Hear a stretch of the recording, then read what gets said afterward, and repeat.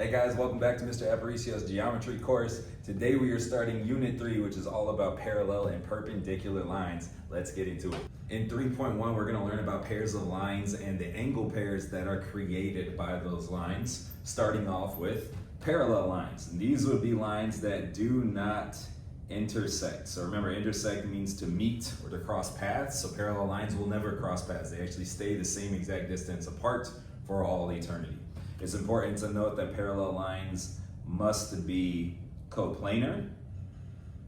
So in order for lines to be parallel to each other, again, they have to exist on the same flat 2D surface, although oftentimes that surface is never drawn in any examples or figures that we see, so we just assume if no plane is drawn, then the lines are coplanar, right? So here is a line. Remember, lines will have arrows on both sides. Here is another line. Now it sure looks like these lines will never touch each other, but we cannot assume that they're parallel. We have to have actual visual proof on figures to know that lines are parallel to each other. And that proof would be a matching amount of arrows on the line. So we're not talking about the arrows at the end. We're talking about arrows that are somewhere on the line itself. So if I put two little arrows like that and put two little arrows like this, let's say that this is line M and this is line N. I can now say that line M, here's our symbol, is parallel to line N. Again, this right here is our symbol for parallel. We need to have matching amounts of arrows on lines in order for them to be parallel.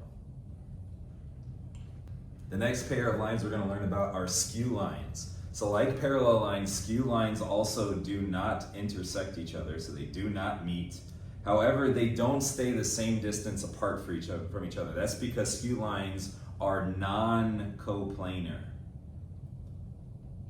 So these would be lines that don't touch and are not on the same plane, right? For example, on this plane that I'm drawing right here, I have a line A, but outside of this plane, I'm putting a line B. So line A and line B here would be skew lines, because while they will never intersect because they're on different planes, they're not parallel to each other because they don't stay the same distance apart. We would call these skew lines.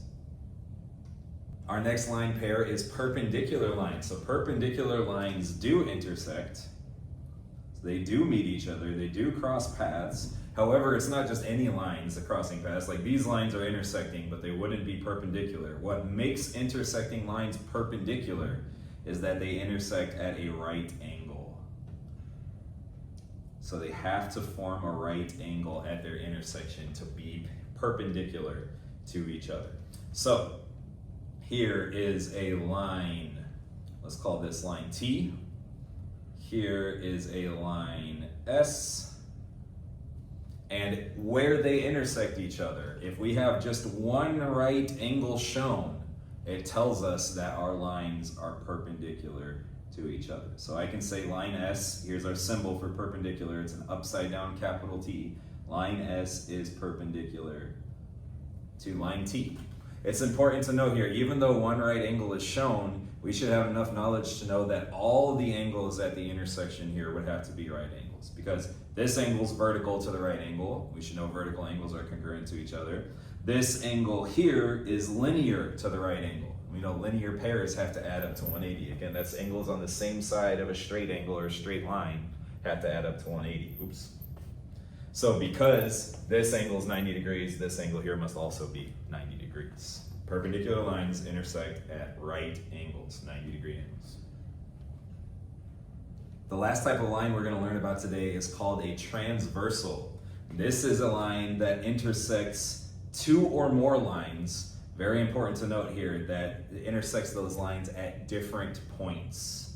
Okay, so for example, here is a line. We'll call that line A. Here's another line.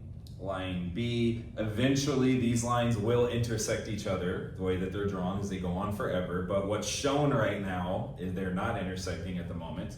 However, this line C that I'm drawing right now, we can clearly see it intersects line A right there, it intersects line B right there, so it's intersecting two or more lines and it's doing it at different locations. That would make line C a transversal. So line C is a transversal?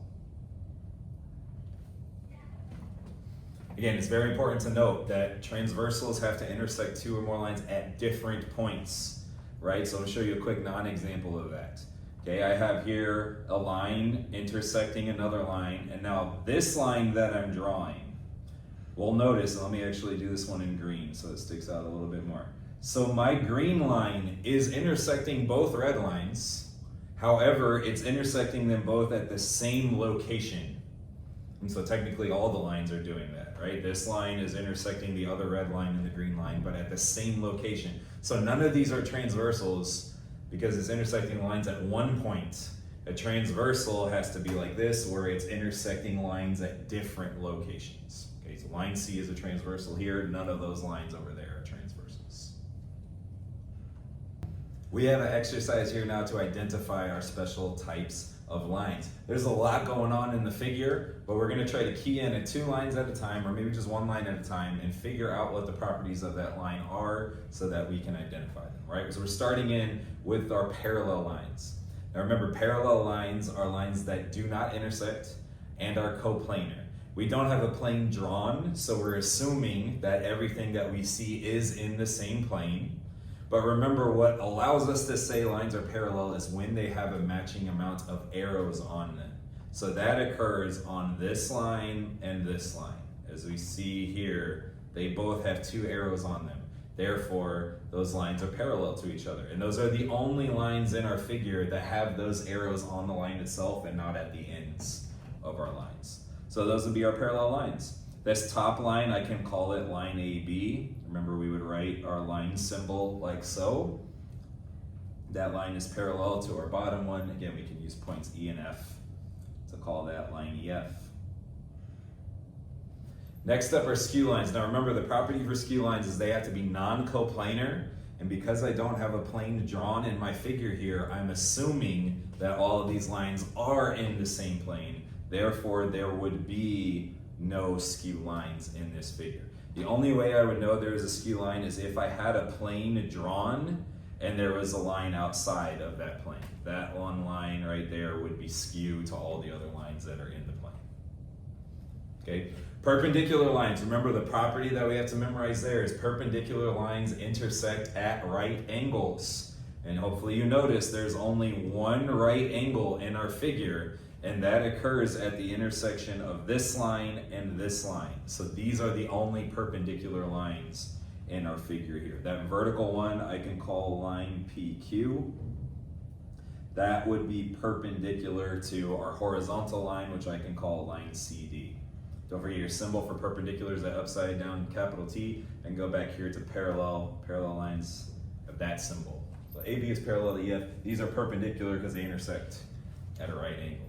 And then our transversals, remember, are lines that intersect 2 or more lines at different points.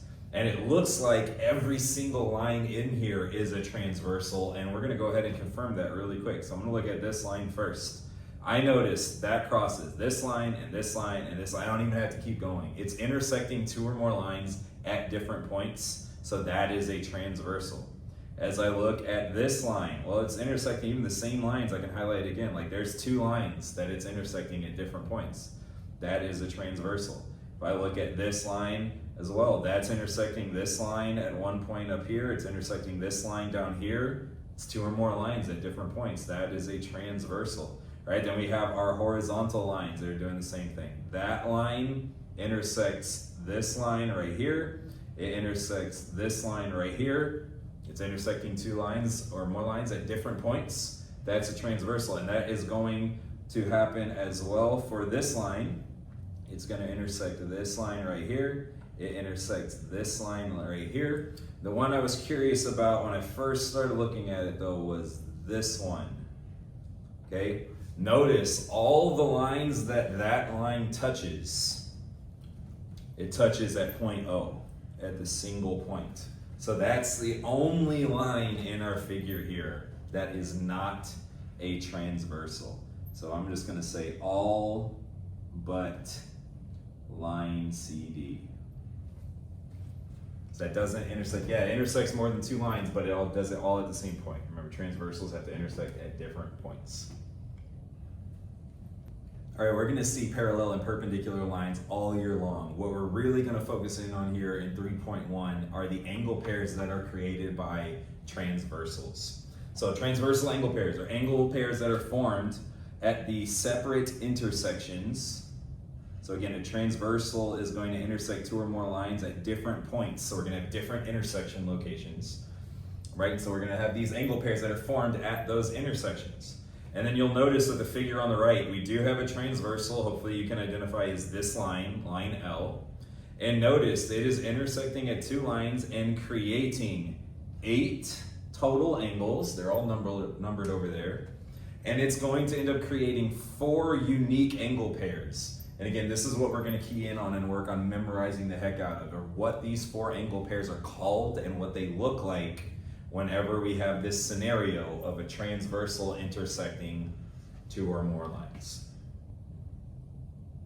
The first of our 4 angle pairs is called corresponding angles. And this will be a pair of angles that have corresponding, or a good way to think of this is matching positions at the intersections of a transversal. So we have a little description here that goes along with my figure to the right. You might have a hard time seeing the angles here that are on video. This is talking about angle 1 and angle 5. Angle 1 is located here where I'm putting my yellow dot. Angle 5 is located here where I'm putting my other yellow dot. Okay? And this says angles 1 and 5 are corresponding. They are corresponding because they are both above the transversal. So the transversal would be this green line right here. So they're both above that green line, but they're also on the left sides of the lines that are being intersected. So they're on the left sides of line K here and line L. So this is that matching positions. They're both above and to the left. Okay, we can also think of that as like they're both on the top left of their intersection. So this intersection has 1, 2, 3, and 4. 1's in the top left. This intersection has 5, 6, 7, 8. 5 is in the top left. So those are corresponding angles because they're in matching positions. Our example here is asking us to find an angle that corresponds with angle AEF. Let's make sure we first know where angle AEF is. And I want to make sure that we're not in the habit of finding angles just by highlighting like this, like saying this is angle AEF. Instead, remember, we want to think of angles as being the interior of those sides. Okay, so angle AEF is really this angle right here where I'm putting my green dot. Okay, and notice at this intersection up here, so you have this line, or blue line, if you're watching on video here, is my transversal. Where my dot is in the bottom left of that intersection. Bottom left of my intersection at point E. So the angle that corresponds with this will be in the same location, but down here at this intersection. So again, we have an intersection at F, and we need matching positions. So bottom left here, where this green dot is, that angle would correspond with angle AEF. Right, so we need to name this angle. That dot is in the interior of these sides right here. That's angle CFS, corresponding with angle AEF. The next angle pair that we must memorize is alternate interior angles. That's a pair of angles that lie between 2 lines, so that's what makes them interior, is that they're between the 2 lines that are not the transversal. And so as you look at the figure over here, you can see it says interior in between line A and line B. That would be the angles 3, 4, 5, and 6. That's the interior part. But our interior angles will also be on opposite sides of the transversal. So they can't be on the same side of the transversal, and there's even a little bit more to the opposite part here. As we look at our example here, so again, we highlighted 3, 4, 5, and 6 are interior because they're in between lines A and B. The alternate interior angles must also be on opposite sides of the transversal. But watch as I do this, as I circle angle 3 right here. It's not just like on the other side of our transversal line T. It's also gonna be on the other line. So from an angle, we go to the other side of the transversal and then to the other line for that interior angle. So 3 and 6 would be a pair of alternate interior angles, angle 3 and angle 6. And for the same reasons, 4 and 5 would also be alternate interior angles. So 4 is in the interior, it's between A and B. We go to the opposite side of the transversal and to the opposite line. Sticking in our interior there would be angle 5. So angles 4 and angle 5 are also alternate interior angles. Our next example asks us to name a pair of alternate interior angles that includes angle DFE. So angle DFE is here. There are the sides. Remember, the angle itself though is in the interior of those sides. So that's this angle here is angle DFE. And so alternate interior angles, remember, we want to be in between the lines that are not the transversal. So that's in between these two lines. But we want to go to the opposite side of the transversal and then to the opposite line. So that would be this angle up here. Boom. I have a lot of people kind of describe alternate interior angles as kind of forming with the sides like a Harry Potter lightning bolt scar kind of idea. That might be a visual that can help you to find your alternate interior angles. So that angle pair that includes angle DFE, that would be angle DFE, and where we put our other dot here is FE, what is that letter over there? A, angle FEA. Those would be my alternate interior pair that include DFE. The next angle pair that we had to remember is consecutive interior angles. And this is the pair that students struggle with the most. So let's lock in here and make sure we get the visual understanding for this angle pair. Consecutive interior angles are a pair of angles that lie, again, between two lines, so the two lines that are not the transversal. The key here though is instead of being on opposite sides of the transversal like alternate interior angles, consecutive interior angles are going to be on the same side of the transversal, okay? So as we look at a figure here, you have our two intersections. I got A, B, C, D, E, F, G, H. Remember, the interior angles are going to be the angles that are in between the non-transversal lines. So in this case, let me do this in red so I can see my letters here. So in this case, that gives me B, C, E, and H as all interior angles. But our consecutive interior angles are the ones that are on the same side of the transversal. So the transversal in this figure is J. So as I identify these, angle B is in between the lines but above the transversal. The other angle that's on the same side of the transversal in the interior would be angle E. So those are consecutive interior angles in this figure.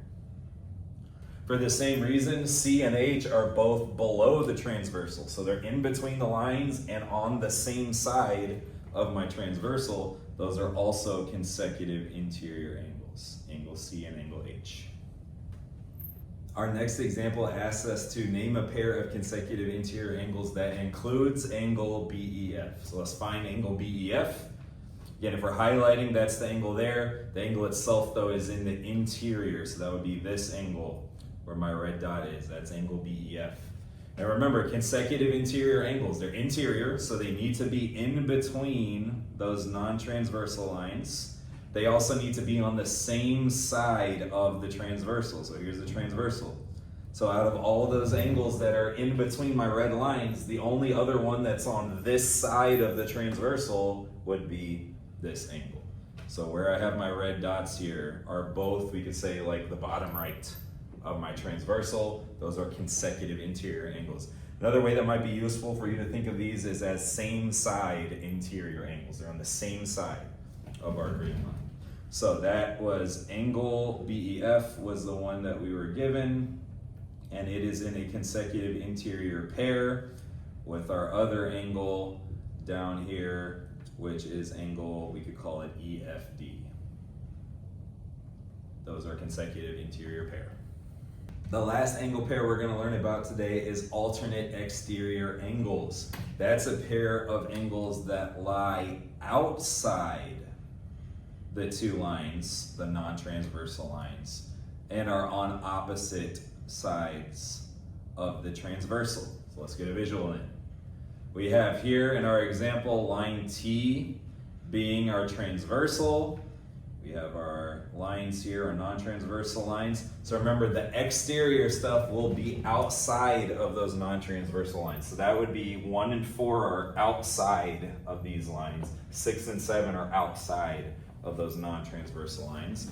And our alternate exterior angles will work like this. If I look at angle 1, I'm going to go to the opposite side of the transversal and to the opposite intersection.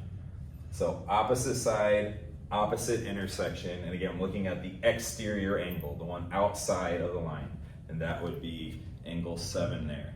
So angles 1 and 7 are alternate exterior pair. For the same logic, angle 6 and 4 are alternate exterior pairs. So from angle 6, I go to the opposite side of the transversal and to the opposite intersection for the other exterior angles, 6 and 4. Those are the alternate exterior pairs in this figure. Right, we're now naming an angle that is alternate exterior with angle AER. So here are sides for AER. That gives us this angle here. Remember, the idea is to go to the opposite side of the transversal. In this case, this is our transversal. So I go to the opposite side of it, and then I jump to the opposite intersection. And that would be this angle down here. So the alternate exterior pair with angle AER would be angle AER, and that bottom angle we could call angle SFD. It's an alternate exterior pair. We have a great example here to make sure that we understand the visuals for our pairs. Notice we have a bunch of lines here. Actually, every single line in this figure is a transversal. What we're really keying in on though is every individual intersection and finding our pairs between that intersection and the intersections that are next to it. So what I mean there, to make sure this is clear, when I look at the angles in this intersection, I can come up with pairs for this intersection that's next to it on that top horizontal line, and then this intersection that's next to it on this left vertical line. I cannot use the angles down here in the bottom right. Those are not adjacent to this intersection, so there are no angle pairs between those, only between the intersections that are adjacent to a given angle. So as I look for all the angles that correspond with 1, remember, corresponding are angles that are in matching positions. So as I find angle 1, I'd say that's in the top left of this intersection. So I'll go to this adjacent intersection. The angle that's in the top left there would be angle 9. And as I go down to this intersection, the angle in the top left here is angle 5. So 9 and 5 correspond with angle 1. Remember, we're not going to look at the angle from this intersection because it's not adjacent to this one. Next, we're asked to find all the alternate interior angles with angle 13. So that is down here at this intersection. So we'll find the alternate interior angle from this intersection and this intersection to go along with 13. Let's start with these two over here on the right. So 13 is here. Remember, I want to be now in between these two lines, and I'm going to go to the other side of the transversal, so opposite side, and then opposite intersection, and there would be angle 12. Then we'll do the same thing now to this intersection. So now we're looking at the angles between these lines. So as I go from 13, I'm going to go to the opposite side of the transversal and then to the opposite intersection, and there is angle 8 as alternate interior with 13. Now let's keep this process going. We're going consecutive interior with 11. Okay, so 11's in this intersection. So our answers have to come from these two intersections.